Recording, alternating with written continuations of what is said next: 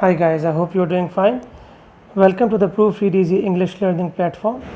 In today's class, we will discuss verb tense consistency and subject verb agreement. Some of the common mistakes that people make when writing English is that they lose the verb tense consistency and they lose the subject verb agreement. Verb tense consistency means that you should maintain the same tense in a single clause. In other words, a single time period should be described in a single clause. And if two different time periods are involved, we should use two different clauses to reflect that. Look at this example.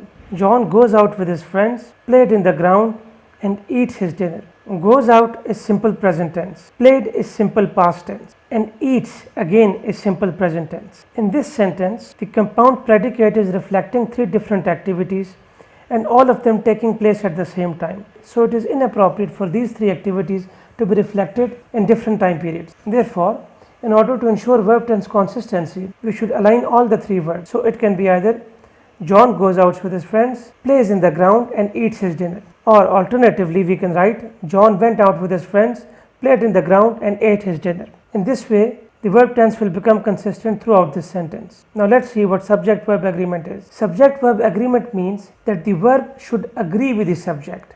If the subject is singular, the verb should also be singular. If the subject is plural, the verb should also be plural. Now look at this example, I are here.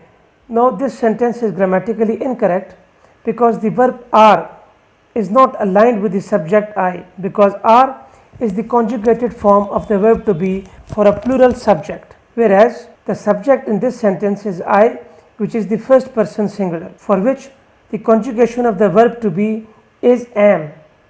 I am here. So when you say I am here, this is a grammatical correct sentence because the subject and the verb are in agreement.